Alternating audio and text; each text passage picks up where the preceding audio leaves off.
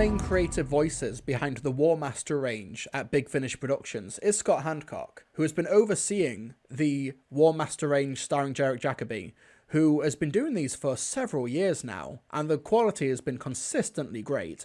However, Scott Handcock is now the script editor for the new Russell T Davies era of TV Doctor Who, so he is stepping away from the War Master range, so we are seeing the end of an era here. We've got the box set Future Phantoms, which comes out late next year, November 2024, and we've got this current release now, Rogue Encounters, which is a quadrilogy of War Master themed stories starring Derek Jacobi, and we've also got the final appearance posthumously from Murray Melvin, who played Billis Manger in Torchwood, and his own Torchwood stories as well for Big Finish. And also here, Professor Yana from Utopia. Basically, the incarnation or the iteration of the Master that started all of this in a weird roundabout way. But the War Master stories have been incredibly good. Killing Time is peak but depraved and depressing. And then Escape from Reality is great. But the more recent ones like Self-Defense, Solitary Confinement have been really good, but not that great from War Master standards. Like, the bar has been raised so incredibly high. So is Rogue Encounters another great story, a great box set, but, you know, not great in terms of War Master stories? Or, does it go above and beyond? Yes and no. Like, yes to both, in my opinion. So we've got a quadrilogy of stories, Runtime by Tim Foley, Manhunt by Roshana Patel, The Sublime Port by James Goss, and Alone by Scott Handcock. We'll start with Runtime by Tim Foley, who, like I said, this has been the year of Tim Foley, who has done an incredible job in terms of just back-to-back bangers from Big Finish this year. Some of my favourite stories and box sets this year can be attributed to Tim Foley. So, Runtime is, according to the behind the scenes, is taking inspiration from the film 1917, where it takes place over the course of 60 minutes, where the War Master is on a planet which is being conquered and invaded by the Daleks. However, there is a Gallifreyan Council, a Gallifreyan War Room ship that is orbiting the planet and needs to get past. And the War Master needs to make sure that the Daleks' invasion does not succeed in the next 60 minutes to allow the Gallifreyans to get past, to give them safe passage. He teams up with a soldier called Slug, played by H. Wiley, and the two make for an unconventional pairing here. Let's play a clip from Runtime. How long have you been fighting the Daleks? Oh, is this the getting to know you bit? All my life. Well, from the looks of you, that can't be very long. Who are you then? Someone who impossibly arrives bearing horrifying news? Just a soldier, like you, in the thick of the fight. Have you been fighting the enemy too? Endlessly, it seems. This is not just your war. There are other places, other times. And this particular Dalek occupation is set to play a key role. What do you mean? There's a ship of my people due to pass this area of space-time. About 20 mid-ranking officials. All part of the War Council, or at least the latest iteration of it. The latest? The perks of fighting a time war. You fight it over and over again, in many different ways, with many different people. But the same fools always rise to the top, with even bigger fools propping them up. That's who the Daleks are targeting, not the crown jewels, just the tawdry cushions upon which they sit. You said they were going to destroy this planet? Yes. To take out 20 people? Yes. 20 people? On your old world, whole battalions would die for the gain of a few feet. We're not so barbaric these days. No, but the Daleks are. And that's why they're winning. So it's a really great format for a story where the War Master is on the clock here. You've got a 60-minute story which essentially takes place in real time, like the film 1917, which is apparently the inspiration for this particular episode. And I do kind of like how with the War Master and also with Slug, you've got this sort of unconventional, almost like a doctor-companion relationship here, but it's the War Master who is kind of testing and prodding at this soldier, trying to push their buttons, but also the Master does actually have a job to do and is trying to save the Gallifreyans who are in orbit by stopping this Dalek invasion. It also means that we get to see a side of the War Master that we don't typically see, where, yes, he does need somebody to help him with the terrain, figure out the way to the destination, to the Dalek hub, where they're spearheading their invasion of this planet from. But along the way, what jibes can he get in? What situations can the War Master put Slug through? There's a really great set piece where they're going through this swamp, and the Daleks have been, like, swallowed up by this swamp, and only their domes are sort of protruding from the top that can be seen on the surface. So they have to hop from Dalek dome to Dalek dome, and it's like, okay, if you fall, don't touch the Dalek casing with your bare skin, because that will reactivate it. It's the most intense version of the floor is lava that you could possibly imagine. It, of course, culminates in a War Master typical ending, where the War Master is the main character of these box sets, and the War Master always wins. Of course, there's a particularly deprived ending where the War Master just does the absolute worst things imaginable to everybody around. It's standard War Master stuff, but the format and the journey is more interesting than the destination itself. I thought it was a really well done story. I think that H. Wiley does a really great job at giving us what could have just been this stock soldier character and really, like, imbuing them with a lot of heart and texture. And, you know, the really great dramatic heavy lifting is done by them. I think that they did a really great job here, especially when they're trying to communicate with their, like, potential best friend called Scrap over this communicator. And the twist with the communicator as well over the course of the story, really great stuff. And you just imagine the Master over the course of this 60-minute journey has just been plotting against everybody around him. It's really good, and to see Derek Jacobi try and, like, go into that sort of nurturing side, but only to get what he wants in this sort of self-fulfilling way. It's a really great dynamic. Derek Jacobi does a great job as usual. It is standard War Master stuff, otherwise a really great story, but it's a conventional War Master story, if that makes sense. But it's saved by the format, and Tim Foley once again has delivered a really great story. The more interesting one in terms of the premise, though, is Manhunt by Roshana Patel. You've got Alison Walker, who is in, like, 1950s America, played by Louise Harrison. And basically, she's road tripping with her boyfriend, and then her boyfriend appears one day just dead, and the body has been mutilated. And the only memories that they have are of little, like, grey men abducting them, taking them onto their mothership for probing and examination and such. This is, of course, a lot of Area 51, Roswell sort of American conspiracism from the 1950s and the 1960s, but the War Master seems to know what's going on here, and Alison is going to the police when the body turns up, but the police are not interested in lights in the sky or this weird extraterrestrial stuff, and the War Master has promised to unlock Alison's memories through hypnotherapy, but they need to sort of lay the ground rules in a ye olde American diner. Let's play a clip from Manhunt. Ah, Miss Walker, so good of you to join me. I need the truth. Indeed. And it is so often found in a quiet booth at the back of a roadside diner, where the conversations are always held in hushed tones. Could I get another coffee for my friend here? Sure thing. I need to know what happened. Oh, I thought that's what the police were for. You're right. They've already made up their minds. They're not interested in lights in the sky.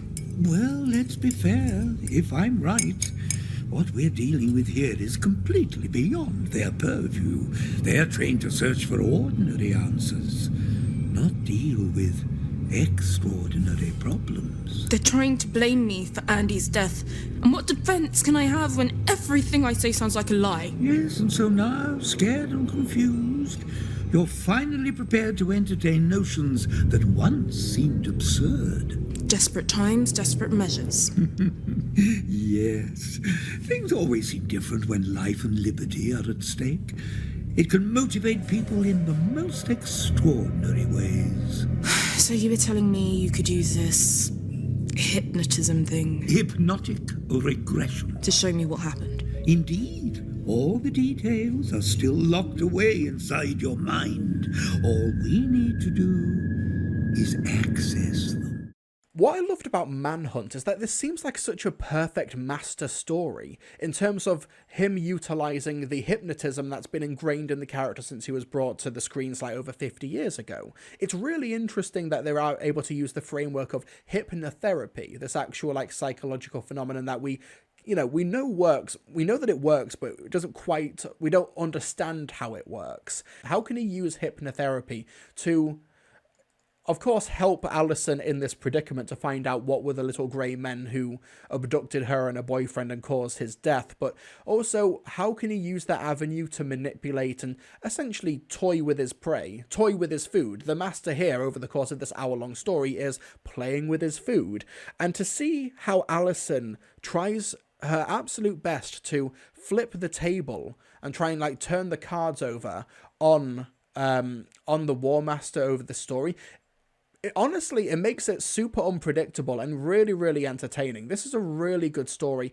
I love how it commits so hard to like the Cold War era, little grey men conspiracy, Area 51 vibe and aesthetics about it. As somebody who's recently been playing like Destroy All Humans, I've really, really appreciated like the callbacks and the commitment to the bit as well. I think Roshana Patel's script here oozes the style that's indicative of the format, indicative of the genre. So that's really, really cool to listen to.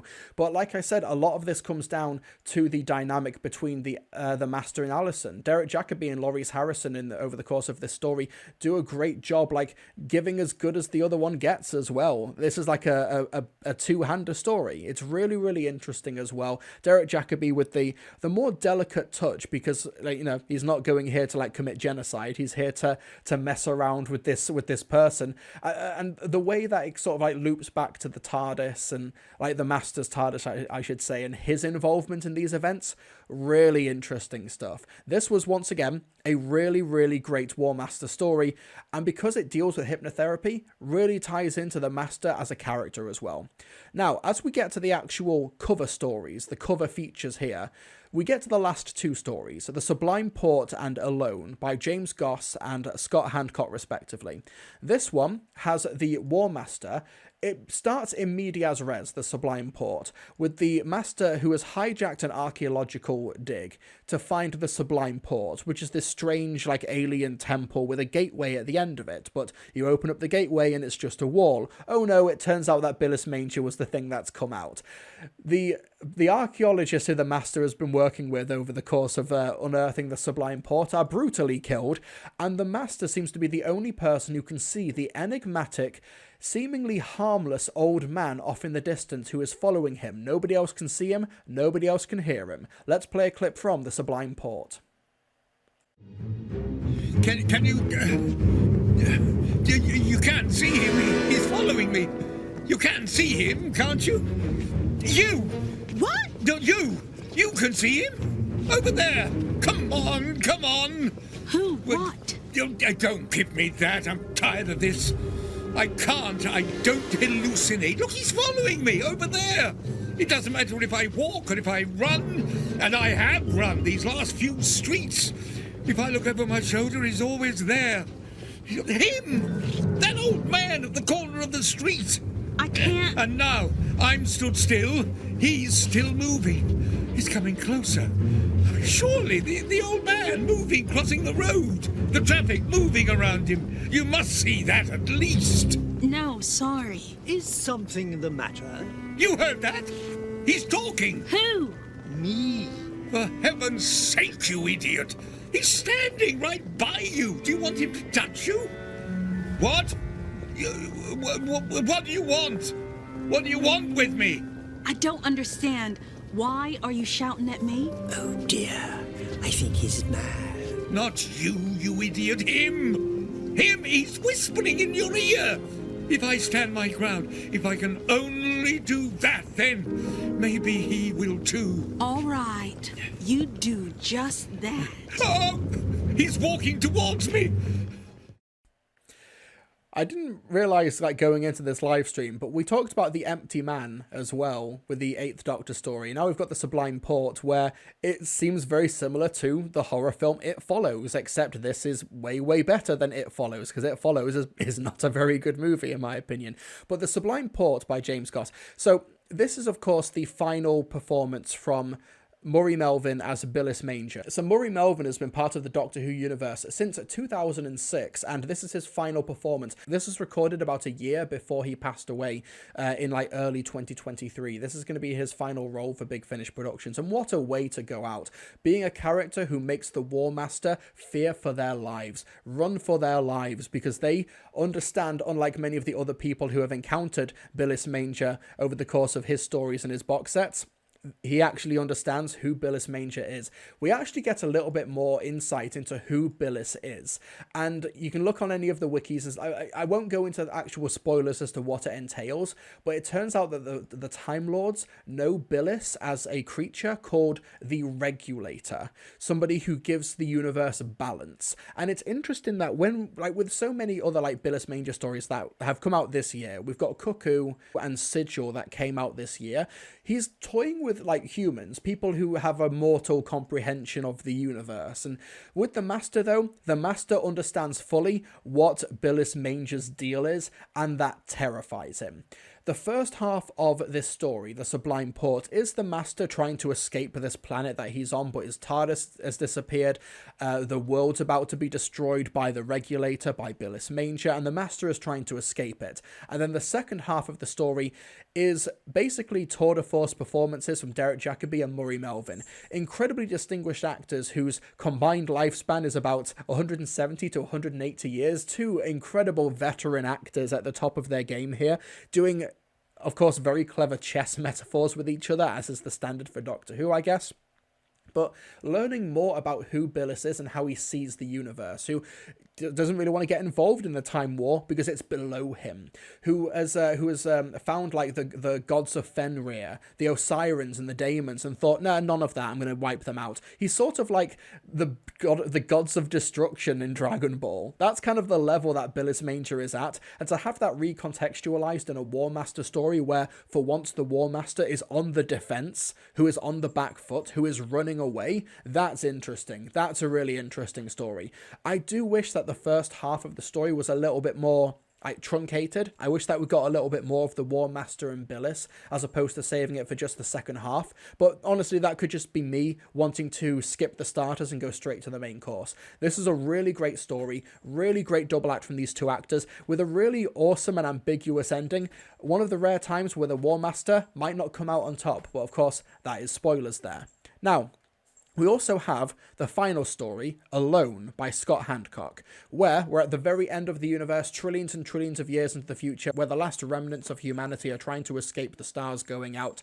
Before we go to Utopia, we meet Professor Yana, played by Derek Jacobi. So Professor Yana, this innocent old professor at the end of the universe who's trying to use the last remnants of technology to create some communications device in order to speak to those who might be seeking refuge and sanctuary at the end of the universe, at the end of the days. He ends up making friends with a young man called Rafe, played by James G. Nunn, who is basically, as Professor Yana puts it, the son that he never had. This is not a War Master story. There is no, like, two-hander where Professor Yana and the War Master encounter with each other. This is unabashedly an hour-long Professor Yana story, and that's a really novel approach, because you can hear just from the performance that Derek Jacobi's giving that Professor Yana and the War Master have the same voice, but are two very distinctly different characters, where you can just even hear in the way that he breathes and the nervous sniffs that he gives to Professor Yana every so often as well, that he's just like an emotionally shattered and old man who is very, very caring, but due to his life and what we learn over the course of this story, is sort of destined to be alone. But you know what? Let's play a quick clip from Alone. Here you are. Credits and coffee. I'm afraid they don't do decaf. Oh, that's fine, thank you. Sorry, I don't know your name. Rafe. Oh, in that case, I'm delighted to meet you, Rafe. I'm Yana. Yana? Is that all? Well, Now you mention it. Professor Yana. Oh, a literal wise guy. Yeah, well, I wouldn't say that. It's more an honorific title, and, No, don't worry, I was only kidding. And if you must know, I'm the same. a scientist? Oh, what field? Seriously? Do I look like a scientist to you? No. What I mean is, people like us. We've only got the one name because we've got nothing else worth attaching them to. You mean you're on your own? Yeah. No family at all? Not anymore. What about you? Well, I suppose I must have done once. There were people who cared for me, but even as a child, I knew I didn't belong with them. But they loved you. Yes, That's nice. it was. Yes. You all right? Blasted headaches, that's all. I've had them for years. Do you need to take anything? Or? No, it's fine. Really, they always pass. Quite quickly. Well, if you're sure. I'm sure. It's probably just the excitement.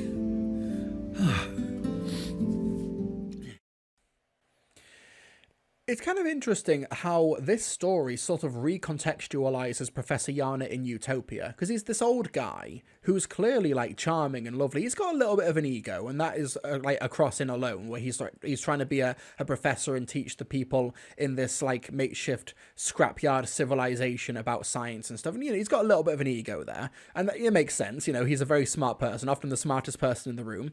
But still, how has he wound up alone? How was he at the end of the universe with Chantho, who is not in this story, which is a bit of a shame. I'd love to have another follow-up story where we get the meeting of Professor Yana and Chantho at Utopia. That's another story in and of itself that I'd love to listen to. But how did Professor Yana end up at Utopia and no one was with him?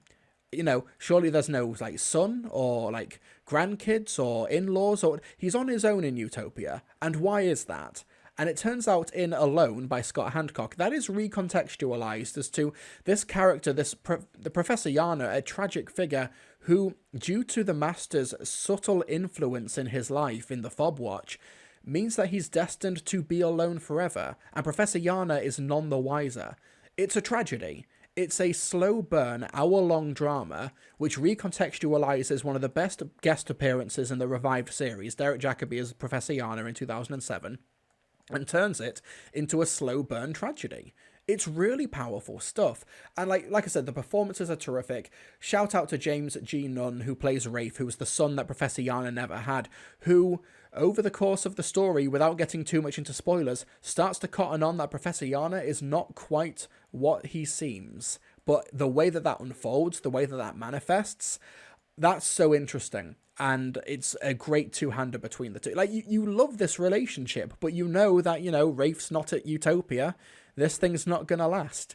And Professor Yana is such a lovely, well-textured and thought-out character. And the performance is imbued with such heart and empathy. It's a brilliant performance. And every so often you just hear the Fob Watch shouting and there's a little jump scare. And it's very, very scary from Derek Jacobi as the War Master. Legit kind of scary. I jumped once or twice over the course of the story. But where does that leave Rogue Encounters as a box set? I think, like, Runtime and Manhunt are very, very good stories, but they are War Master stories that you'd kind of expect. We are 10 box sets into this range that is consistently great, but where does that leave these two stories? They're very good, but I honestly think that Sublime Port and Alone should have been two-parters. Make the Sublime Port a two-parter, make Alone a two-parter, and make that the full box set. Maybe there's some weird contractual obligation here, because the Daleks need to appear in every War Master story to an extent. I don't know what's going on with that, but not to discredit Tim Foley and Rashena Patel, who have done great jobs with those stories, and those are like really good top-tier Big Finish stories, but they're not top-tier War Master stories. The bar is so high for this range. But with the Sublime Port and Alone, these are dynamics that we've not really seen Derek Jacobi in over these 10 box sets. I think that this should have been two-part stories. Make the first half of the Sublime Port the lead up of like where the Master is unable to see, where nobody else can see Billis, but only the War Master can. And then the second half is those being like eldritch god beings playing a game of chess with each other. And then alone, have part 1 be this, and then part 2 is Professor Yana settling in at Utopia. Maybe even meeting Chantho. Listen, who played Chantho in Utopia? Utopia Doctor Who. Cheapo Chung. Yeah, she's still working. She was in His Dark Materials. Nice. Yeah, she's still working. You know, and she doesn't even have to do the makeup to be in a War Master story. Yeah, I'd love to see a War Master story where Professor Yana and Chantho meet at Utopia. Maybe, who knows, future Phantoms, which we have no details on, by the way, plot-wise or guest star-wise. All we know is that it comes out in November, has Derek Jacobi, and is script edited by Scott Hancock. That's kind of all we know. So, who knows, maybe I'll end up eating my words and we do get some more Professor Yana stuff. But as a box set right now, Rogue Encounters is very good, but is it a great War Master box set? I think it is on the upper echelon. If that, this sounds so much more negative than I mean it to be. I do apologize. This is still a really great box set. It's a substantial step up from Solitary Confinement a few months back, in my opinion. It's not quite Killing Time, but then again, what is Killing Time? But it could have been if these two stories were elongated to make the most of the Murray Melvin casting and the Professor Yana dynamic shift. The cast are sublime and incredible over the course of this entire story, and these two are really good as well. Don't sleep on Runtime or Manhunt, but these two actually change up the formula. These two really mix things up in terms of War Master box sets and War Master stories, so I think they should have really leaned into that one. So yeah, Rogue Encounters does get a unambiguous recommendation from me, but I do think it could have been stronger if it had emphasized its strengths and how different it could have been from the other War Master stories. I think, you know, when we are 10 box sets into this range, and 10 box sets in a range with such a high quality threshold, like, I don't think any of these are bad. Any of them. They're all great, like, box sets. So, what can Rogue Encounters do to stand out? For the second half, it does it. It really does stand out, but only for that second half. Maybe that's enough, I don't know. But overall, it's still really, really good. First half, business as usual. Business in the front, party at the back.